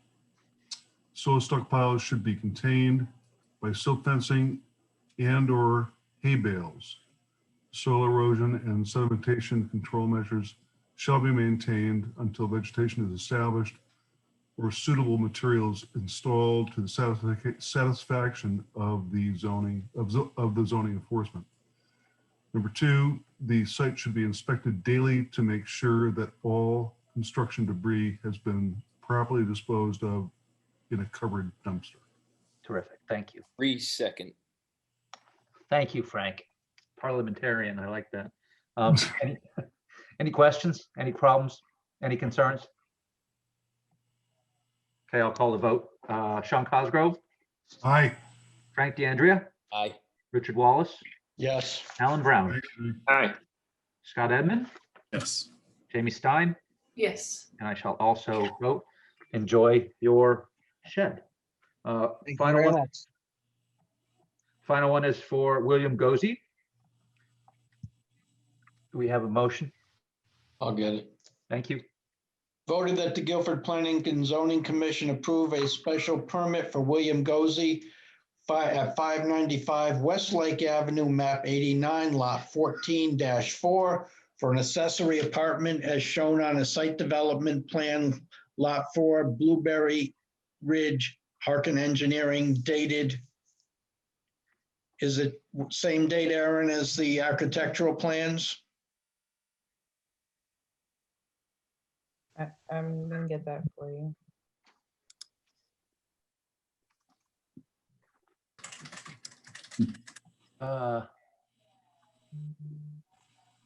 February 2nd, 2021. 2221. Site plan, lot 4, Blueberry Ridge, Harkin Engineers, dated February 2nd, 2021. And architectural plans, the Bradford number 2 by Spindrift Design, dated 2/1/20, 5 sheets. The application is based on the following conditions. I don't remember. I think Kevin had standard language. Kevin's standard 2. I didn't, see- do we? Kevin may didn't not a have. response to this We one. No, didn't I have a didn't. memo from Kevin on this one. No, the only Um, memo we We had would was just from the health require, department. as part of the zoning approval, the erosion controls will Are be standard. maintained anyways. That's fine. Second. Okay. Any questions? Mr. Gozzi, are you fine with us adding in the erosion control measures? Go on. Okay, well, I Hopefully it- don't think Bill's here anymore. okay. No, he's gone. Well, we have a motion and a second. Any questions, or I'll call the vote? Phil, Yes? could maybe we just put in upon final approval from the health department? Sure, that's fine with me. I think that's, Rather than ask for a second public hearing and yeah, I think that's fine. If we could add that in, that would be great. And does someone want to second that? Second. Thank you. I'll call the vote. Sean Cosgrove, Aye. Frank DeAndrea, Aye. Richard Wallace, yes, Alan Brown, Yes, Scott Edmund, Yes. Amy Stein. Yes. I will also vote. Mr. Gozzi, enjoy your new building and accessory apartment. Okay. Now we have some pending applications. Garrett Sullivan has granted an extension to the 17th. I believe he has a professional engineer that he's working with to develop a plan, which I'm sure we're all happy with. Dina Not, do we have to actually table Dina Natra's? These have already been, all of these actions have been taken. Your next action would be under new applications. Okay. Guilford Plaza Associates, there are 2 items for them. 830 Boston Post Road, map 47, lot 22B, zone SC. Request for 2-year extension to include 2021 and 2022 calendar years to site plan approval for Walmart to allow for outdoor display for plants and bagged goods from March 1st through October 1st to receive and take action. The other one, do we need to handle these separately or can we handle them together? You can, I'm not sure if we have a combined. the motion There's a is, different- motion is combined. So we'll Motion we'll is deal with the, combined, that's let's There's deal a with the first one fine. then. So this one is for the outdoor display of plants and bagged goods at Walmart from March through October. Someone here to tell us a little about what we're doing? The Yes, I'm store here, manager, Victoria, from the Walmart in Guilford, 900 Boston Post Road, Victoria, NA. Hi. Hello. So what we'd like to do, our outdoor display area, the sidewalk in front of the store on the map that I gave to Aaron and Lisa. It extends from the exit door down to the fire door in front of the garden center. It's for plant racks and bag goods, so mulch and soil, as well as outdoor plants, annuals and perennials. So that blue box all the way down to the fire door. And you've done this for as long as In the I can past, yes, remember. we have been doing it for a few years. Okay, so you're not extending it further down to the fire door. It's the same length it's always been? Yes. correct. Thank you. I mean, I think it's pretty benign. I mean, I don't think there's many problems. We've had it in the past. It's always been compliant as far as ADA, et cetera. Enough not interferes with the customer flow, Side- public safety on the sidewalk. Does anyone have any concerns about this? Nope. People coming from their cars, coming into Walmart, if that whole side is blocked by flowers and bushes, they won't be able to. We just said it's not blocked, Alan. We just said the sidewalk is not blocked. I realize the sidewalk is not blocked, but the closest, the area, how do I explain this? The flowers are right to the edge of the sidewalk. And No. in between the sidewalk and the other side, they have flowers too. And You're I'm saying, correct. That has happened in the past. This proposal shows racks up against the wall of the building. However, in times past, the outdoor display has been on the edge of the parking lot as well. so they're And not gonna do that. essentially creating an aisle with plant material on both sides. I think that's what Alan is Yeah, referring. I want to be explicit that it needs to be available for people coming from their cars, especially elderly people that want to get underneath that eave and walk to the door. I don't want to see the flowers going. So we will absolutely Yes, ensure we have ADA been in the past. compliance and that the aisles are always clear and that all of the entryways are not blocked. Okay, and all of the display is going to be up against the building and not, Yes, against it the will be building? up against the, aside, during plant deliveries, when Bonnie delivers the plants on racks, they may be parked there as we unload them, but they will be permanently against the building.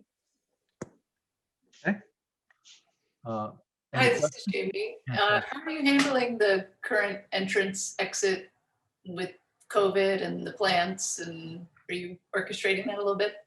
So we actually have a checkout with me for customers who want to purchase their plants outside. Okay. So it is only exit only on that side of the store. But if they want to not come in and just purchase plants, they can do that on the sidewalk. Great, thank you.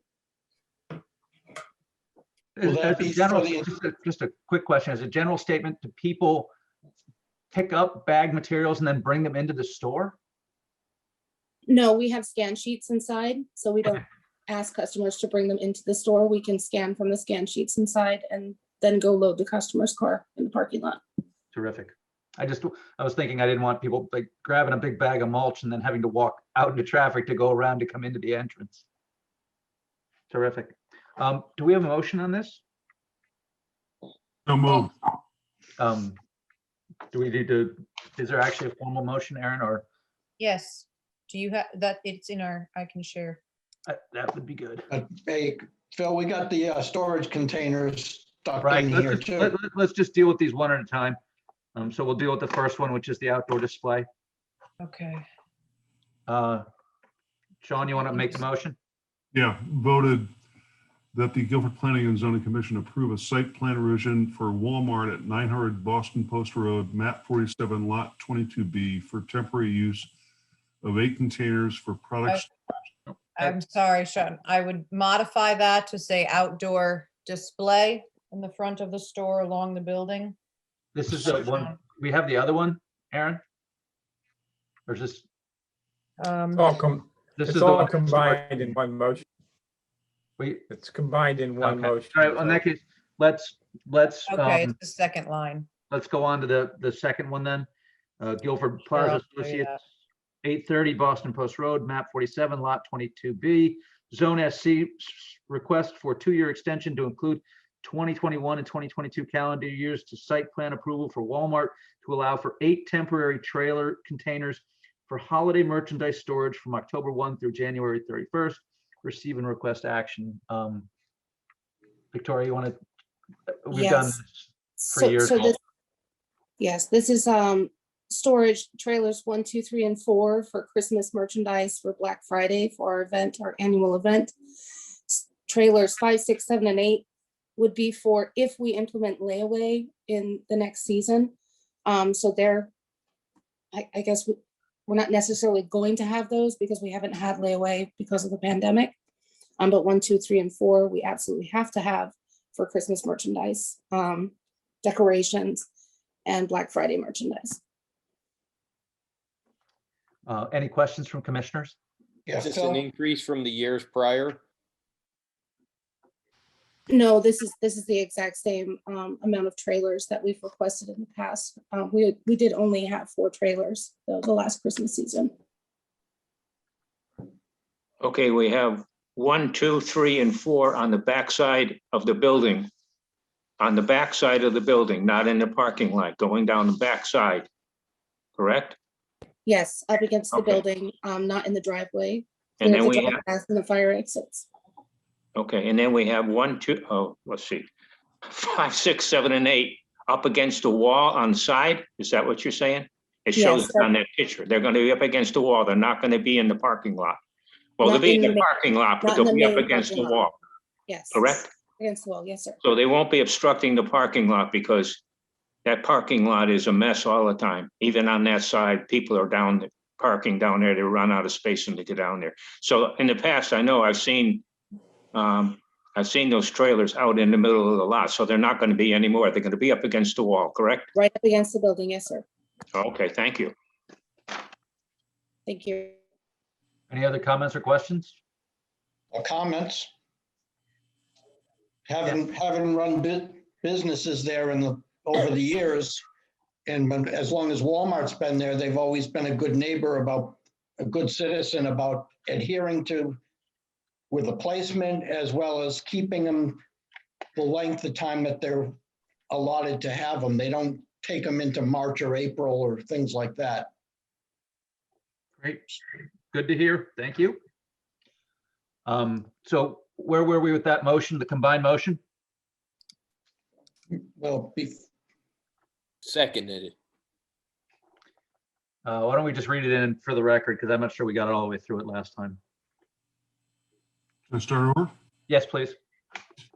Proposed motion for Walmart voted that the Guilford Planning and Zoning Commission approve a site plan revision for Walmart at 900 Boston Post Road, map 47, lot 22B, for temporary use of 8 containers for product storage as described in an application dated 2/1/21 for an outside display of merchandise as shown on application dated 2/1/21. This application is approved with the following conditions. The storage containers are for October through January. It is approved based on a finding that it conforms to the zoning code. Terrific. We have a second? Phil, Yes. before I said, we should stipulate that the storage containers, this is a 2-year permit.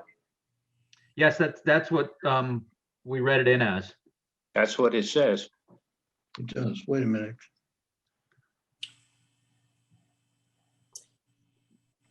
No, you're correct. No.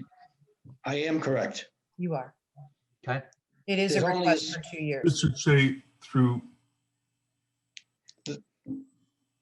The outdoor merchandise is, well, the storage container of, we should maybe read for October through January for calendar years 21 and 22. 22, yeah. Okay.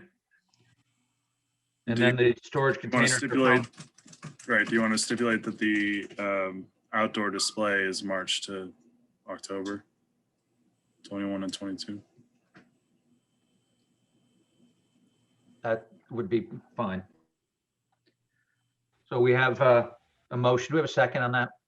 Second. For the clarification, Richard. I'm sorry, is that Frank was on the second? Yep. Anyone have any problems with this? No, I agree. I'll call the vote. All in favor, Sean Cosgrove, Aye. Frank DeAndrea, Aye. Richard Wallace, Yes. Alan Brown, Yes. Scott Edmund, Yes. Jamie Stein. Yes. I shall also vote yes. Under Chairman? application, Excuse me, it's me. Sorry. Lisa. Did you put conditions on that? Where you listed the dates? Yes, they're in the application, For the Lisa. application. I know they are, but I didn't hear if you put those as conditions in that motion. we did.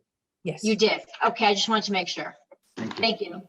1486 Boston Post Road LLC, petition for regulation to amend Article XXIV, Post Road Village 2 Zone, Section 273-199, to allow restaurant drive-through service by special permit in accordance with 273-118, and amendment to Table 5, Line 27A, to add SP, receive and set public hearing date for 4/7. So moved. Someone like to second that? Second. Okay, I'll call the vote. Sean Cosgrove, Aye. Frank DeAndrea, Aye. Richard Wallace, Yes. Alan Brown, Yes. Scott Edmund, Yes. Jamie Stein, Yes. and I shall also vote to receive that. We will hear. It'll be interesting. Other commission business, we have any correspondence? We have a letter, and I believe that the developer Russ Smith of Benton's Knoll is here. If the commission recalls, you had approved a modification to a special permit of Benton's Knoll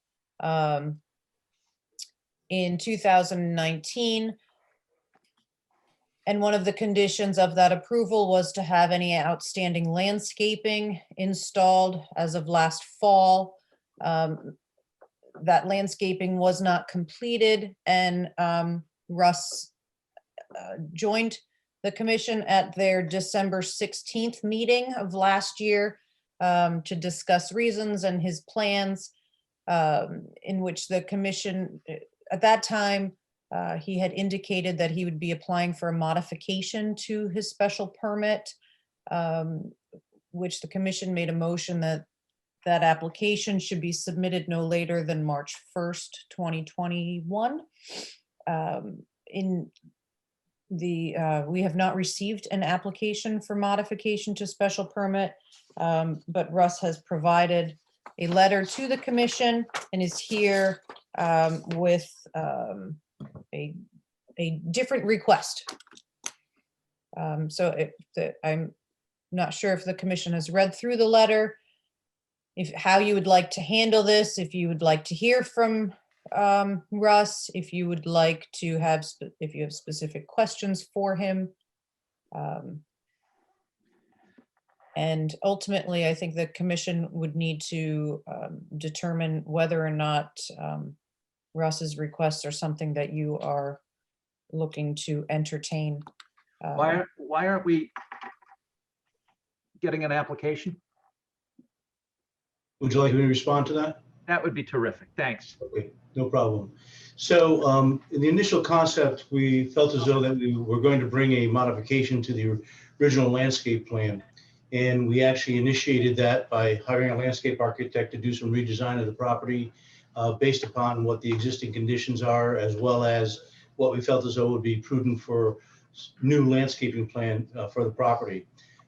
We had a we had a staff meeting week and a half, 2 weeks ago. And after considering this a little bit deeper and a little bit more thoroughly, we felt as though that it'd probably be a more expeditious approach to maintain the existing landscape plan that was originally approved, but most likely with some minor modifications to it.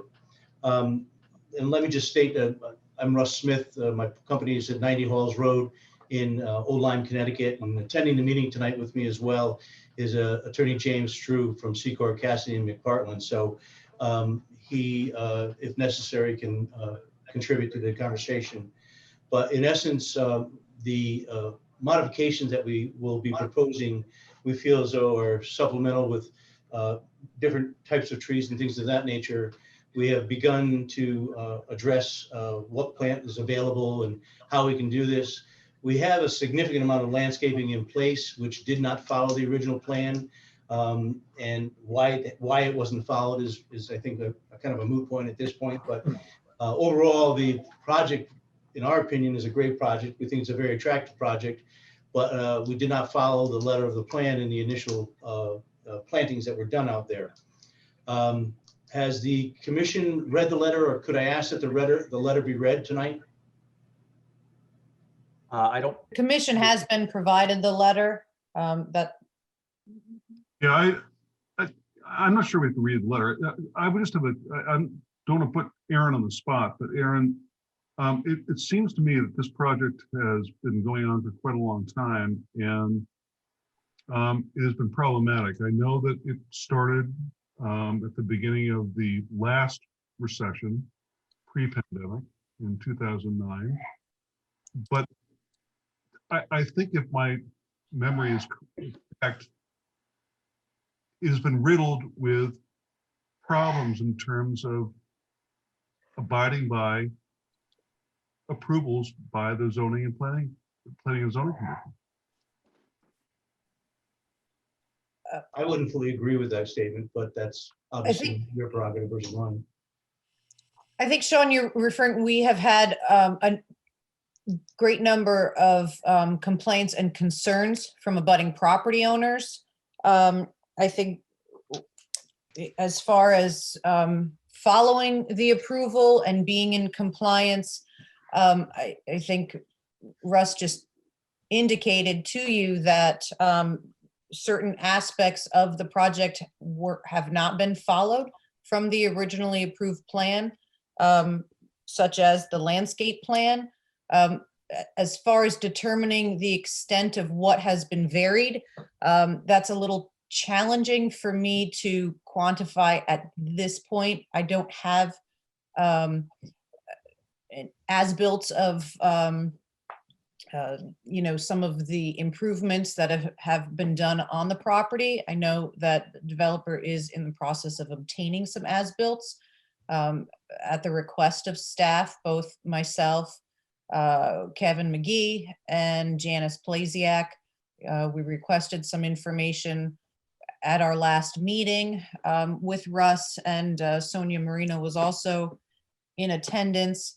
You know, there are some questions as far as what has been done, whether or not, you know, we kind of need to see where we are with what's been built and what Well, has let me been chime in modified. here, please, if that's okay. Well, The reality just- is just that one- we've really completed. Excuse me, Russ, just 1 second, please. I'm sorry, I thought you were complete. To complete some of our concerns, some changes that have been made. For example, the original approval showed a stone wall along Colonial Road. That wall has been removed, and the developer has created some new stone entrance on either side of the driveway.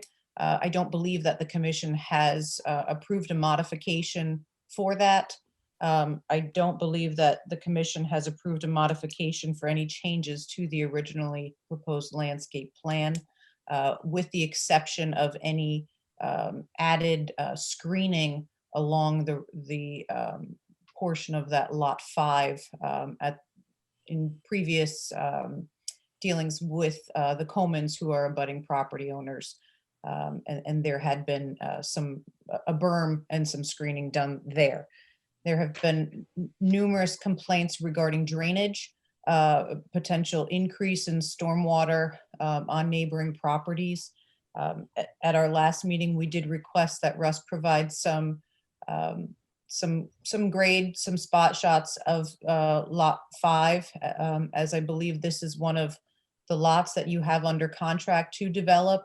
That's something that we would like to see as well, if there have been any changes by nature of just some stockpiling on that site or in the creation of that berm, if inadvertently they have diverted any water towards the property. We don't have an as-built for the location of the road. We don't have an as-built with respect to the stormwater detention basins to see that they had been constructed as per plan.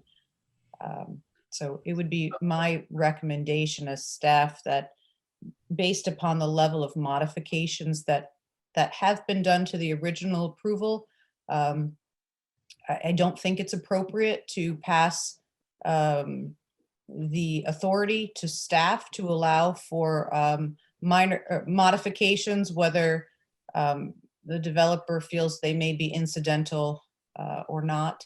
I think that should fall within the purview of the commission and not on staff. I thank you, Aaron. I'm sorry to put you on the spot. I just recall the abutting neighbors coming before the commission. You know, it probably is longer than I realize, than any of us realized ago. And they had significant, drainage problems as a result of the work on this project, and it was not in conformance with the original plan. Aaron, do you have a copy of our conditional approval back from 2019? I do have a copy of minutes from that meeting. So technically speaking, what the applicant is seeking is for us to not hold them to the condition of approval and just substitute a letter with their desires for changes without an application to change. Am I summarizing that right? Is that question directed at me, sir?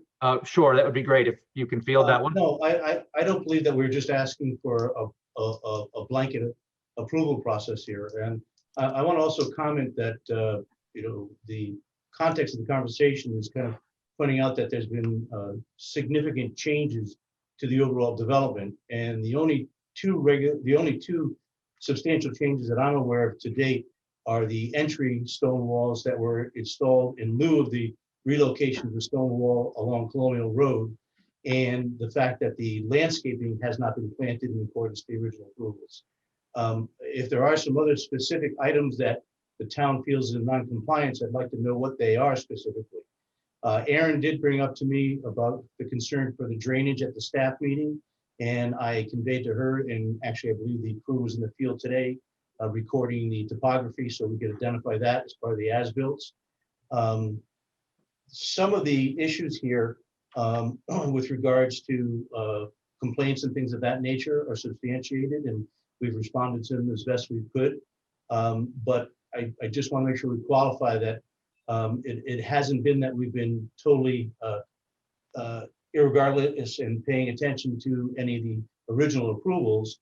I think once you see the as-built of the project, you'll find that most everything is in compliance, with the exception of the landscaping and the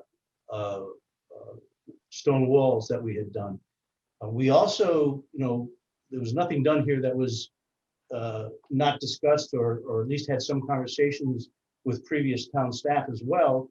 And as I stated in my letter, we've actually had releases of bonds associated with erosion control and wetlands at this point.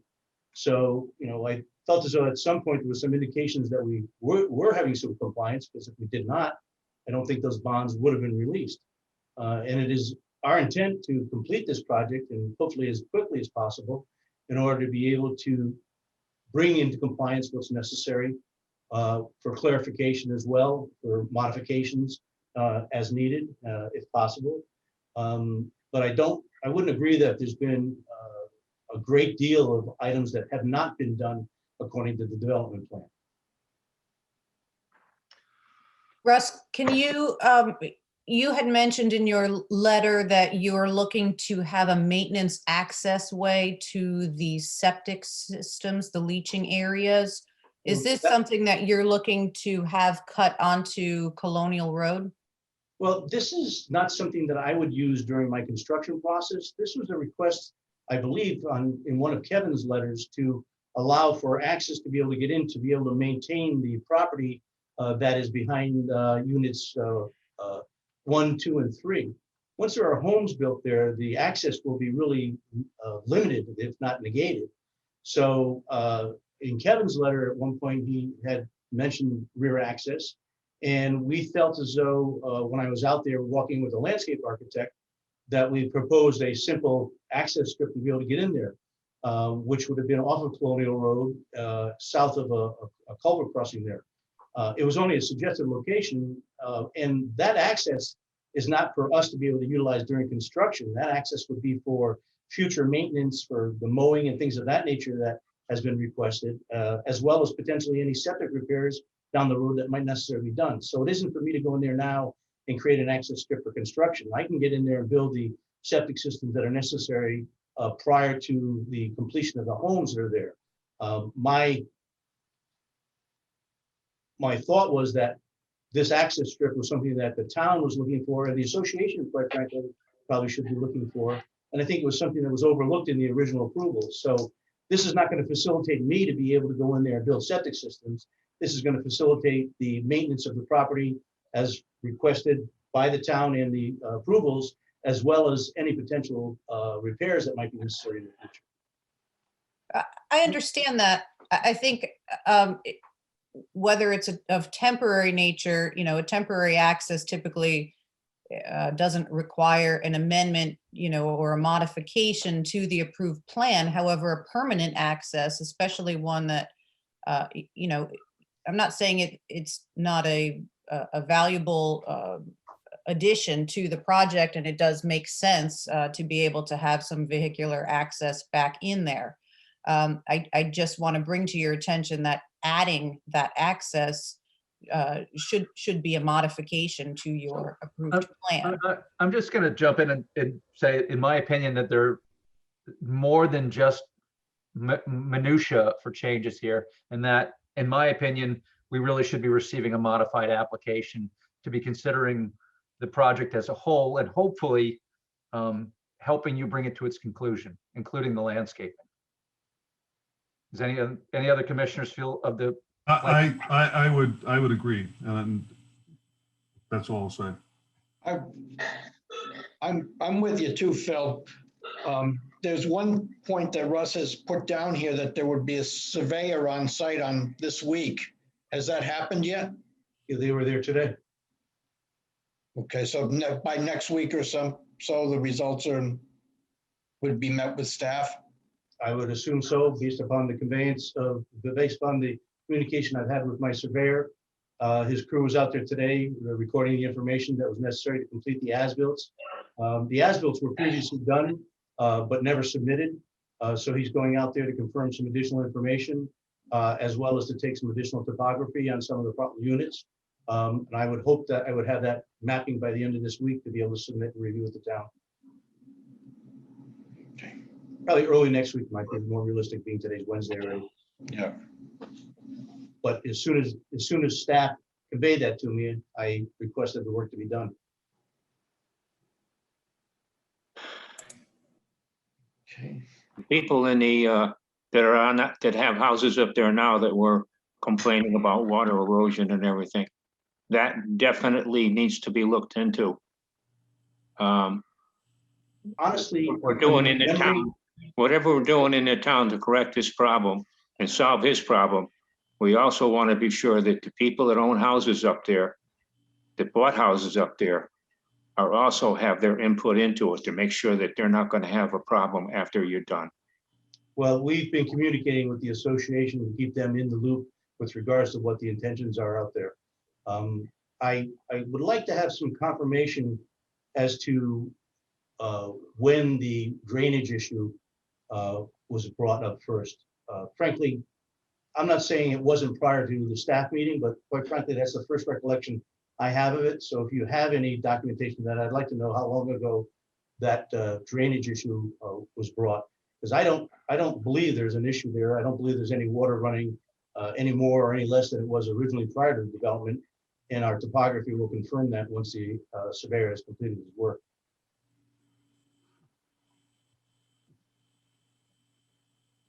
Well, I have recollection of abutting neighbors bringing up.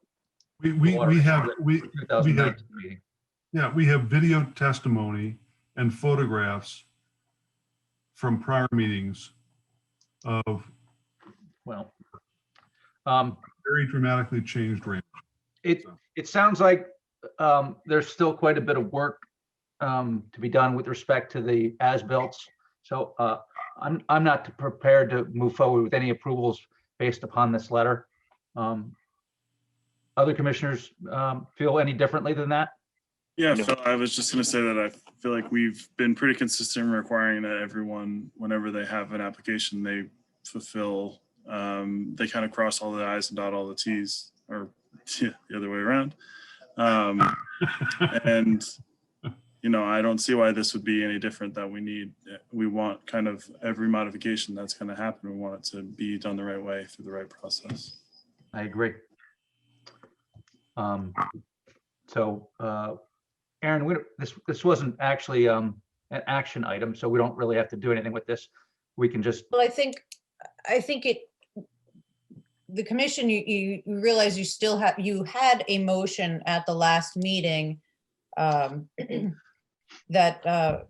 to require Mr. Smith to provide a revised landscape plan and a revised special permit application by March 1st, 2021. So in light of that previous action and the fact that Mr. Smith is in violation of the conditions of the 2019 special permit modification that allowed the increase of the number of bedrooms based on, you know, the additional flow that was allowed, you know, changes in the health code. That requirement was that any outstanding landscaping be completed by the fall. And so that still has not been completed. So part of Russ's letter to you was requesting that there be some modifications to that plan and that the landscaping be installed no later, I think it was June 15th of this year. So it is within your purview to require a deadline for landscaping or submission of additional information, because there is still an enforcement order on this. I guess my concern is, when June 15th comes and goes, or Russ, do we think this is a realistic deadline that can be met? Yeah, I'm inclined to just let the violation stay until it's been resolved. I think that's a good idea.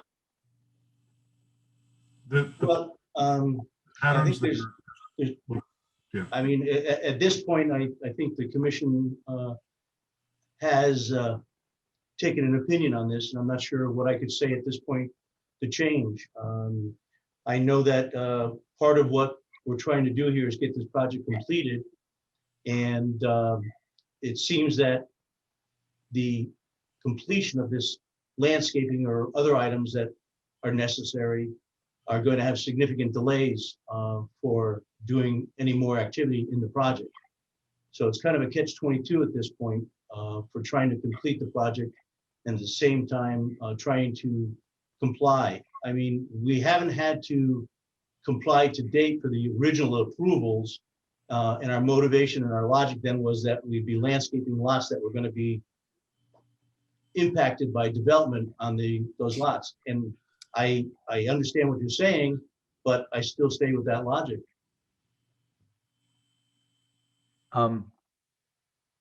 Well, I'm going to make a motion to table this item to our first meeting in April and ask that you work with town staff to resolve any outstanding issues before we consider any modifications. Well, let me back up a little bit. So that the modification that I originally had in conversation in my previous letter is really what had prompted the commission to request that modification be submitted with landscaping plans by March 1st. The fact that we are not intending on modifying the landscape plan to the same extent that we were originally seems as though that there's now an order in place to be able to complete something and modify something that we really don't have intention on doing anymore. So I guess I'm, looking to see whether or not the enforcement action associated with, or the revision to the enforcement action to submit revised plans for a March 1st was initiated based upon my thoughts that I'd be submitting a significant landscape modification. At this point, I don't think it's going to be a significant landscape modification. Is it a modification? You have an approved plan, so if you'd like to proceed with your approved plan that shows the stone wall location and you build the development per the approved plan by the commission, you absolutely have the right to do that. Should If I'm you not mistaken, I think- modify that approval, that's where you need to seek approval by the commission. And so If that's I'm not the mistaken, decision you need to make. Well, if I'm not mistaken, I think modifications, if they're deemed to be major modifications, require going before the commission. I think if they're deemed to be minor modifications, they're not deemed to go before the commission. And this is something that I'd have to probably defer to my attorney about a little bit more in order to see what their feelings are on it and then have a conversation with the commission regarding that. Well, then perhaps what would be most appropriate is to gather your as-built and look to see what landscaping has been installed, as you've indicated that it has not followed the original plan, and you can compare what's out there versus what was approved, and then bring that to the commission, and they can determine whether or not they consider that a minor modification or a major modification that I'm needs not to sure come back that- to them for an I'm not application. sure that the regulations require the as-bills to incorporate landscaping. Well, we can certainly check with town council. No, an as-built does not require landscaping. However, you have indicated that what you have planted was not what was on the plan. So you Correct. would have to provide to the commission some information as to what has been varied. Yeah, for the record, this is Jim Strub, if I may, Russ's attorney from Secor, Cassimic, Portland, Waterbury, Connecticut. Thank you.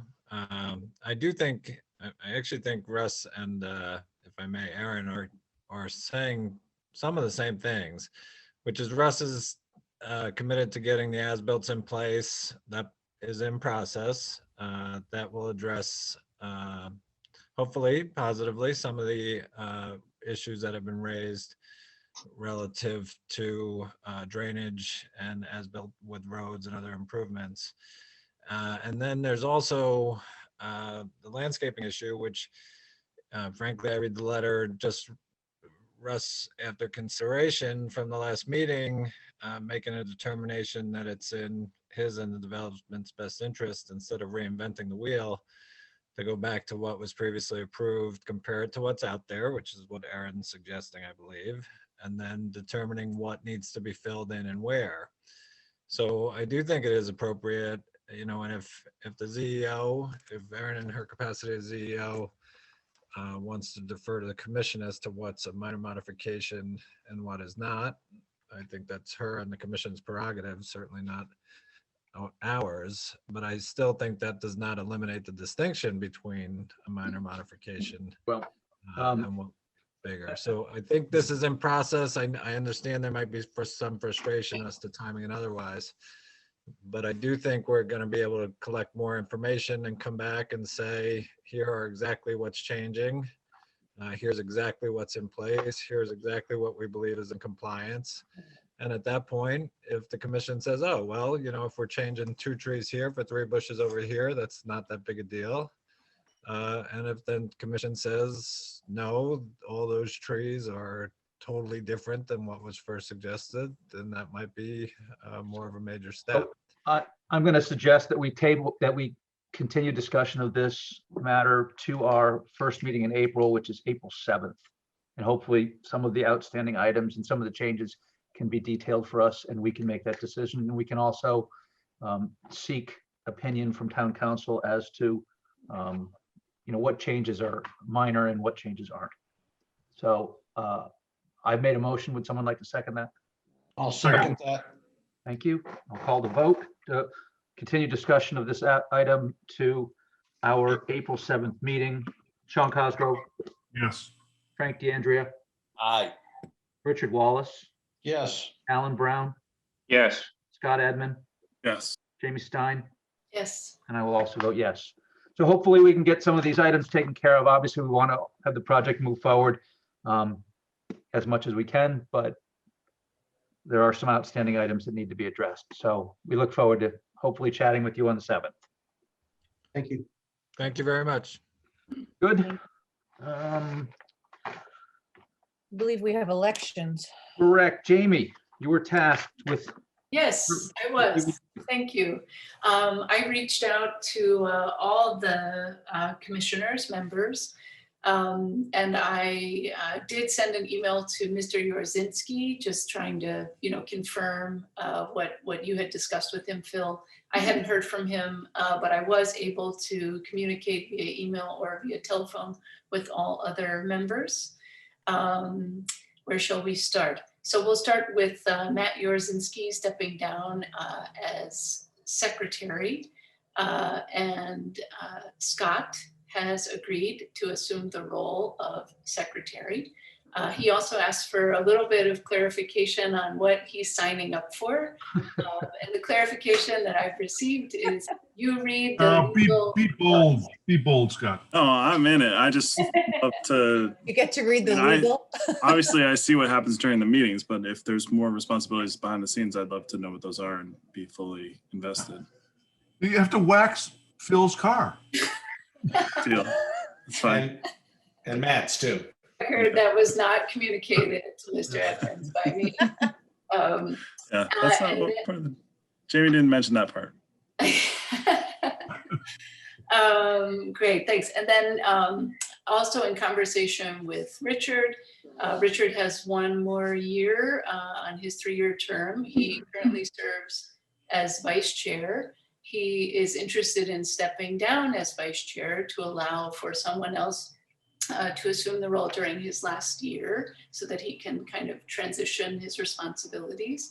And Frank has agreed to take over as vice chair.